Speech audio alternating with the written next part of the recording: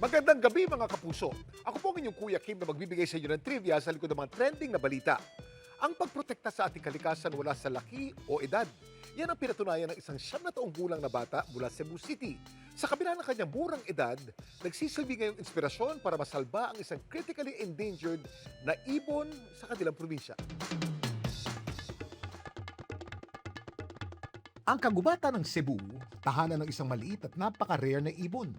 Ito ang Diseum quadricolor o Cebu flower pecker na critically endangered na. Isa sa mga na-considered na lost species.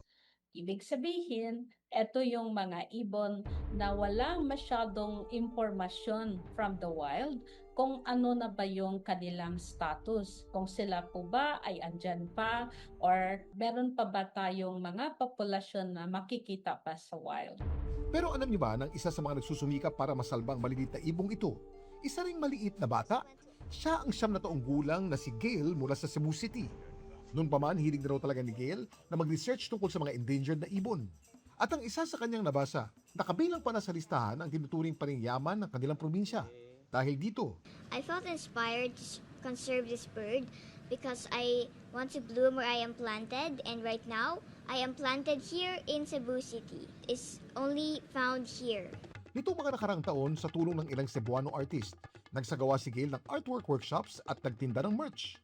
We did 3 art workshops, and in one of them, that is where I painted this bird. And I also crocheted some amigurumi animals to raise funds. Naglunsad din siya ng mga awareness talks. There are many organizations who wanted to help. Some of them were active conservation groups. They were also inspired by my story. Hanggang sa nakalikom si Gail ng 20,000 pesos. Nakamakailan lang dinonate niya sa mga forest warden ng isang grupong tumutulong maprotektahan ng kagubatan ng lugas sa bayan ng Alcoy, na isa sa mga natitirang habitat ng Cebu flower pecker. Ang pinamalas ni Gail na malasakit sa mga Cebu flower pecker, kinilala ng Philippines Biodiversity Conservation Foundation Incorporated. Parang ngayon lang tayo nagkaroon talaga ng national public attention about this one nang dahil sa kanya.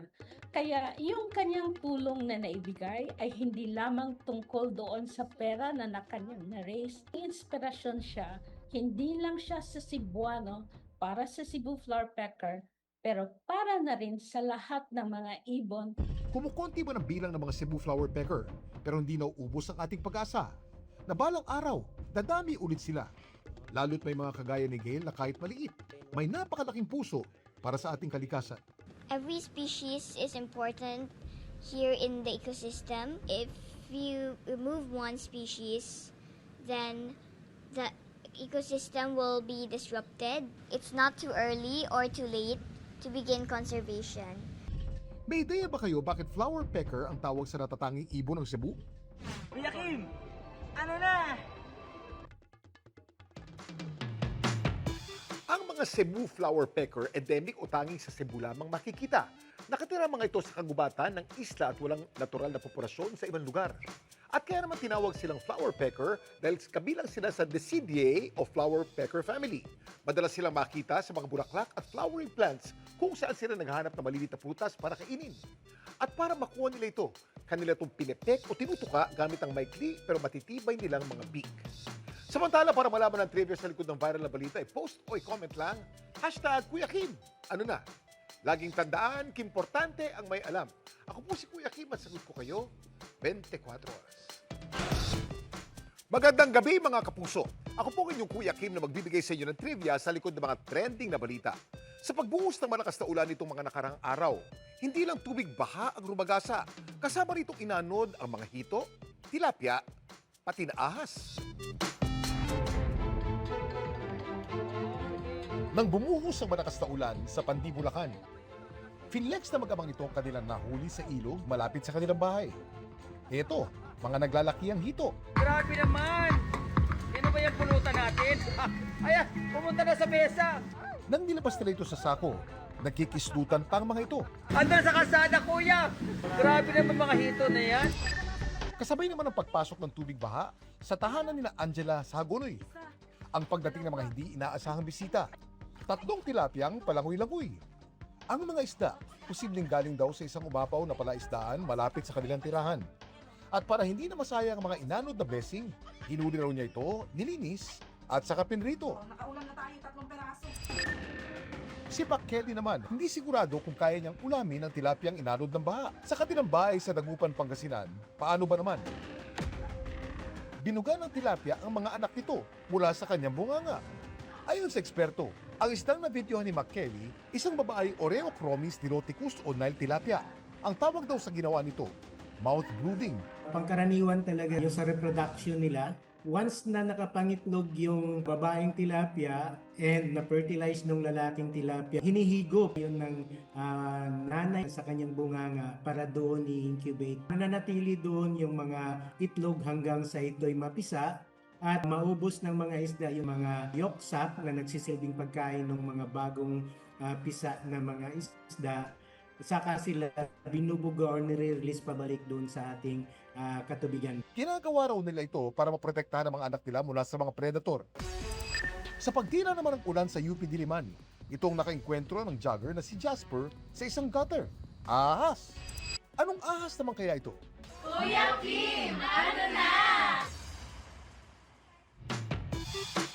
Ang ahas na namataan ni Jasper sa UP Diliman, pinaniniwalang isang juvenile na Luzon red-tailed rat snake o Coleognathus eriturus. Kilala ito sa mahaba at makinis itong katawan at kulay pula nitong buntot. Karaniwan ito nakikita sa mga kagubatan, damuhan at halamanan. Hindi rin dapat katakutan ng mga ahas na to. Ang Philippine red-tailed rat snake kasi non-venomous o hindi nakakalason. Normal lang daw na maglabasan ng mga ahas tuwing umuulan. Kapag malakas kasi ang ulan, napupuno ng tubig, ang mga butas, siwang at iba pang pinagtataguan kaya napipilitan silang humanap ng tuyong lugar. At bilang mga hayop tumaasa sa kapaligiran para makontrol ang temperatura ng kanilang katawan, maaaring magbago ang kanilang galaw kapag nagbabago ang kondisyon ng kanilang kapaligiran. Samantala, para malaman ang trivia sa likod ng viral na balita, i-post o i-comment lang, #Kuya Kim. Ano na? Laging tandaan, kimportante ang may alak. Ako po si Kuya Kim at sagot ko kayo, 24 oras. Magandang gabi mga kapuso. Ako po ang inyong Kuya Kim na magbibigay sa inyo ng trivia sa likod ng mga trending na balita. Dahil sa nararanasang heatwave sa Europa, mas marami pang sikretong nakalubog sa second longest river ng Europe ang nasiwalat. Kamakailan may nadiskubring mga buto ng mammoth. Ngayon naman, may lumitaw na World War II shipwreck.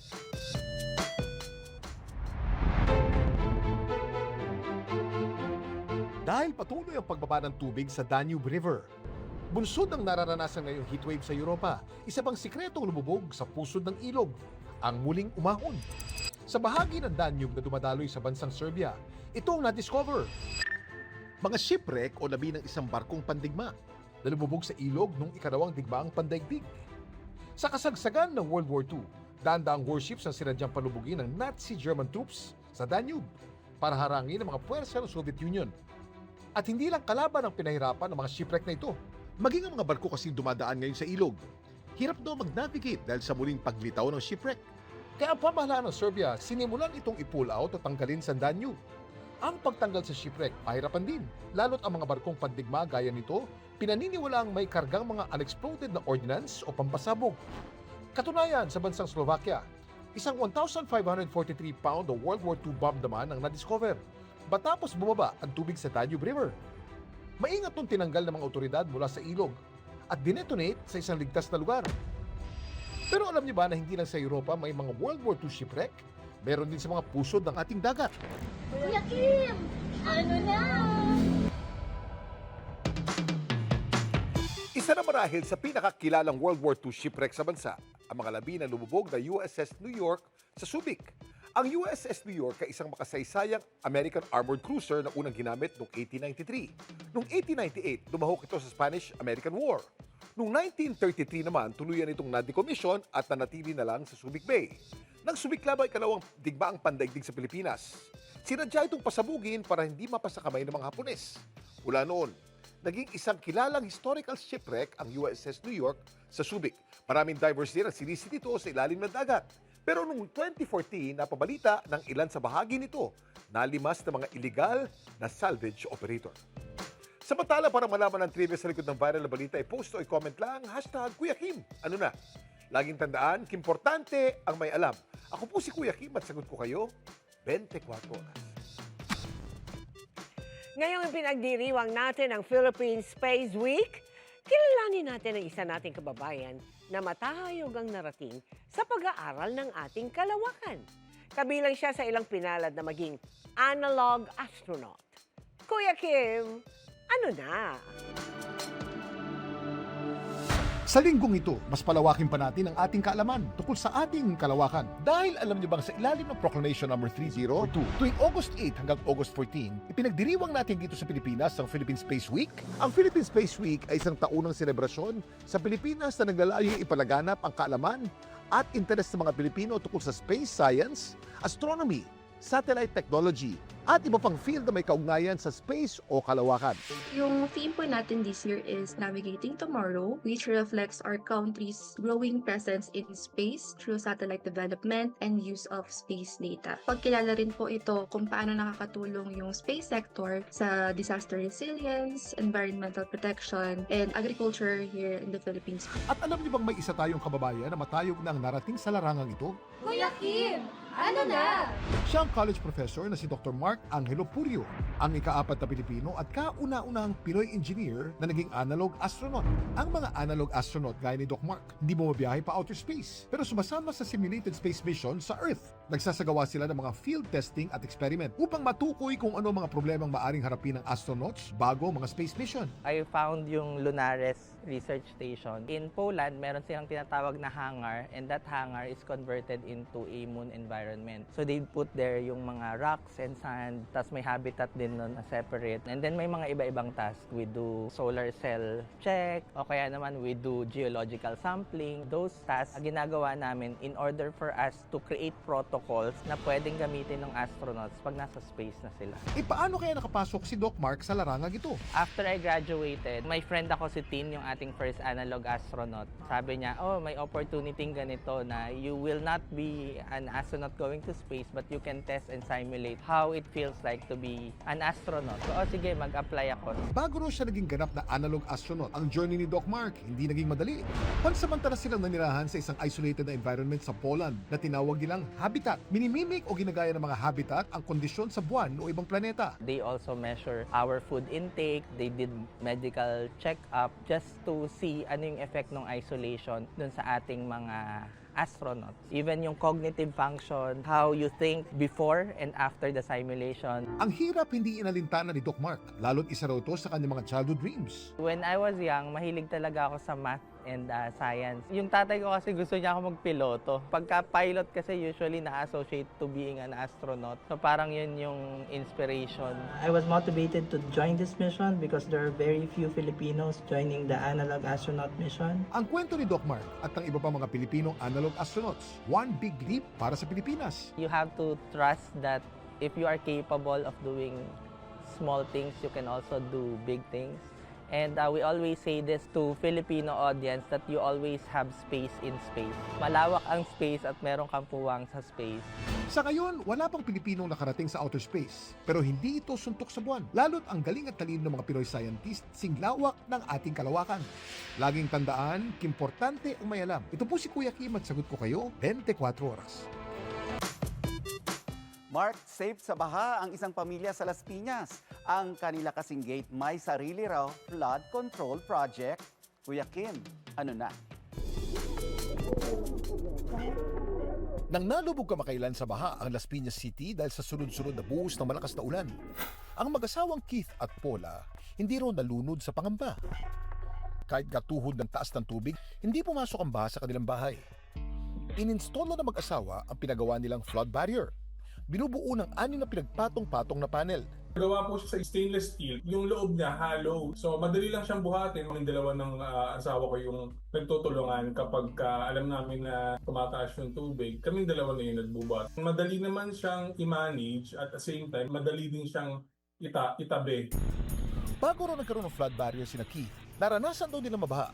Yung last na habagat, 2025, yun ngayon nalubog yung kotse namin na hanggang manibela ata, hassle ng paglilinis, yung mga gamit na nabasa. Even yung inidoro namin, umaapaw na yung mga drainage. Doon na kami nag-decide that year din na maghanap ng mag-i-install ng flood barrier. O yun, meron naman na kami nakuha. Pero paano nga ba gumagana ang mga flood barrier? Kuya Kim, ano na? Ang tawag sa mga to flood control barriers. Ito'y harang na ginagamit upang pigilan o ilihis ang baha para hindi ito makapasok sa mga bahay, kalsada, gusali o iba pang lugar na kailangan protektahan. Ang mga flood control barriers, maring permanente o di kaya'y temporary lang. Maring i-install kapag may paparating na bagyo o baha at alisin pagkatapos. Gaya na lamang kina Keith. Paano naman itong gumagana?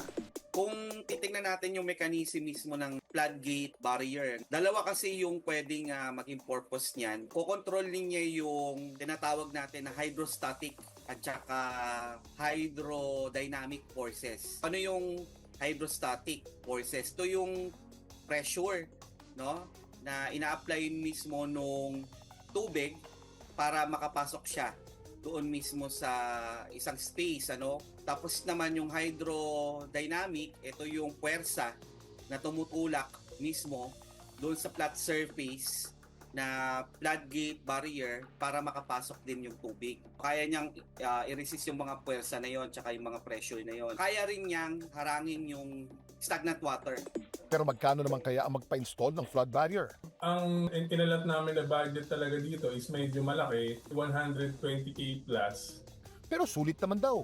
Dito sa bahay, meron ng kahit pa paano peace of mind na hindi na kami natatakot na umulan. Medyo kampante na kami. Laging tandaan, importante ang may alam. Ako po si Kuya Kim at sagot ko kayo 24 oras.